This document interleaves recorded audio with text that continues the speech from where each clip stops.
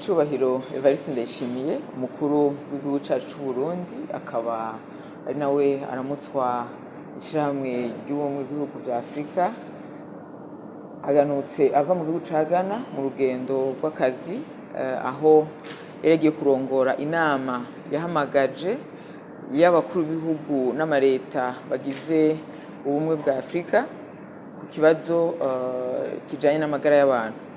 Ibihugu bigize ishirahamwe ry'ubumwe bwa Afrika bifatanije nabo basanzwe bafashanya mu iterambere ry'Ikiza Ca SIDA y'abantu biyumviye ko iyo nama ari inkenegwa kugira ngo bashobore kurangiza Ikiza Ca SIDA, kugwanya ingwara zivyaduka eka mbere no gukinga impfu z'abavyeyi batakaza ubuzima bariko baribaruka kambere no kubaho neza kw'abana. Iryo hangiro bihaye rero ni hangiro ryo gushika mu mwaka wa 2030. Mu vyo rero bashimikiye ko cane nuko abanyafrika bo kwihingurira imiti bakoresha, hanyuma ikindi kigira kabiri no gutekanya no kurondera uburyo no gufasha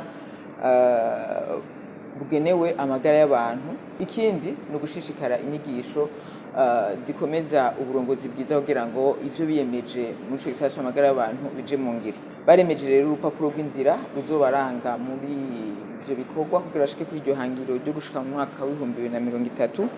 Iyo nama rero kandi yabaye akaryo keza ko nyenicubahiro umukuru w'igihugu cacu c'u Burundi ashikiriza intambwe igihugu cacu kigezeko mu guteza imbere igisata c'amagara y'abantu mu bijanye n'isuku n'isukura, mu bijanye no gukingiriza, mu bijanye n'inyigisho zihabwa abenegihugu kugira bikingire ingwara, mu bijanye kandi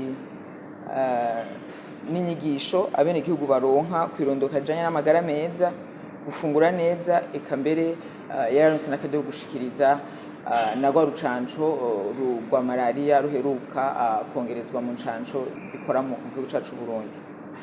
Nyenicubahiro umukuru w'igihugu cacu c'u Burundi yarashoboye kuganira n'indongozi zitandukanye zaba iza Afrika eka mbere n'izo ngaho mu karere mu mashirahamwe atandukanye,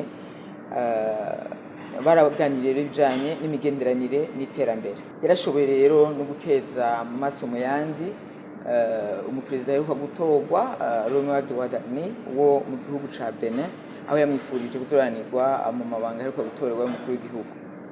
Imbere yo kurangiza urugendo rwiwe mu gihugu ca Ghana, nyenicubahiro umukuru w'igihugu cacu c'u Burundi yarakiriwe ku kirimba i Accra na mugenzi we John Dramani Mahama. Baraganiriye rero bashira hamwe ku migambi yokorwa niyo bandanya mu ntumbero yo gukomeza ubucuti n'imigenderanire hagati y'u Burundi na Ghana.